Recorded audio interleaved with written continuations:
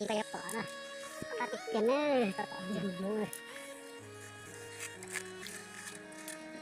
Kacau, pakai pecah.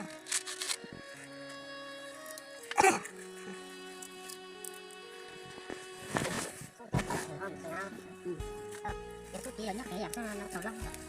Sudah.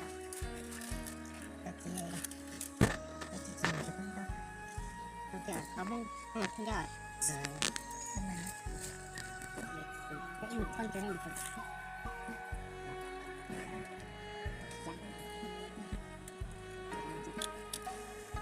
Cuma ini yang dia cuma. Cái sẽ là sinh ra năm cái này bắt phải đi xuống chứ vậy mày lo sao ra mà kịch tình nào mày không có này mua là không tôi tờ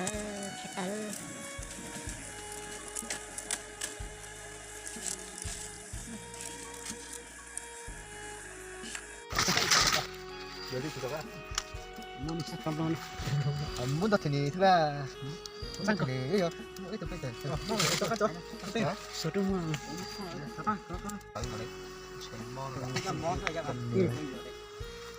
그래서 cái này á. Sao? 그냥 그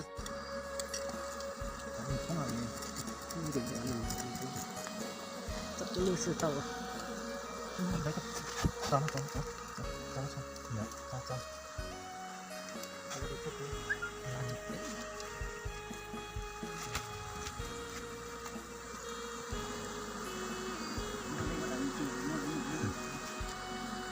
무슨 독해요?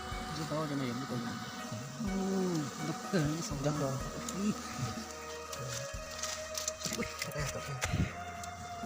đủ.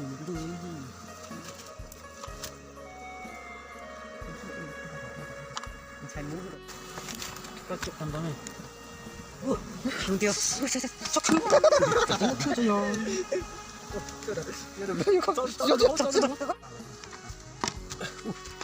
그래서 되게 이거 사실 이거 대표가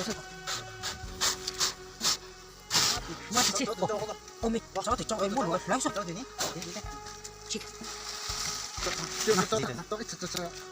치. 땡스 뭐 보세요. 수서.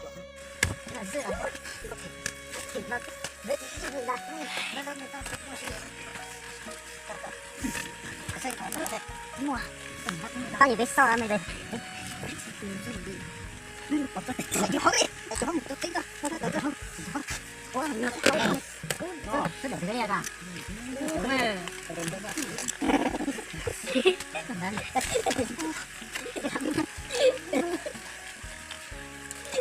Chưa là bây giờ hả? Chưa. Chưa đó. Đấy là chỉ tầm một tuần. Giờ nó thôi là bố mà. Tôi tin chắc đi nữa. Nghe chị đi vào gì nữa thôi. Được, được chịu đó. Tôi phải đâu được, tôi tính là đi ra tôi phải tất cả đều đó mà lên một cái cái hiểu chưa? Hãy đi lại cho nó rồi. Tới giờ lại đó rồi.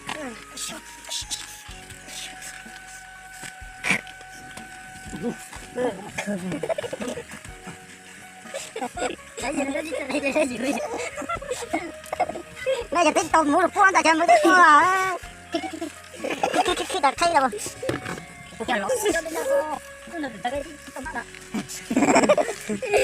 thân tốt chưa cái có cái tiền nó tài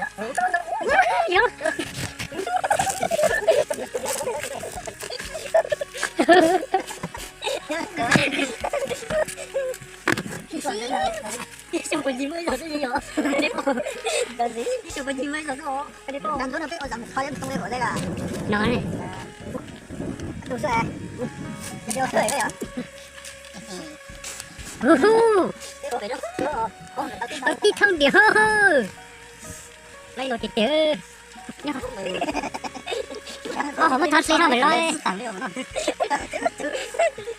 잠깐만. 아무나 잘 리즈 내가. 이거 이거 거. 뭐 어디 어떻게?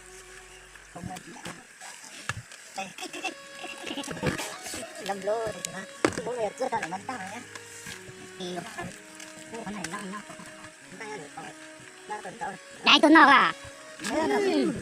Tôi mẹ tao làm sao mà có số này số đâu? Cái chưa mà, nó sao chẳng được lo la, mình chẳng lo, thì có gì nhá à?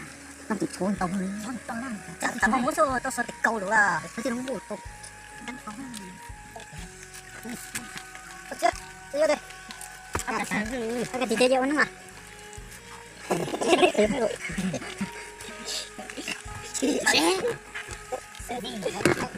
Cần thấy đâu đấy à? Thấy đâu đấy à? Sạch ra này. Có sợi đá ở kìa. Đá mà hết.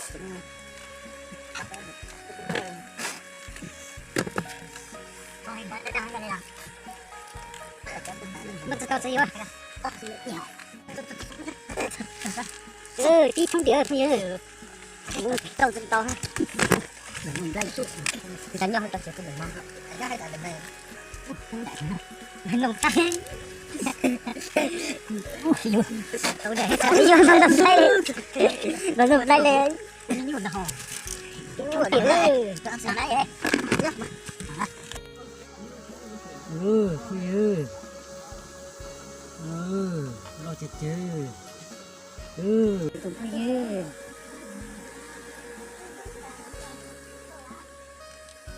Được chứ. Lên tới.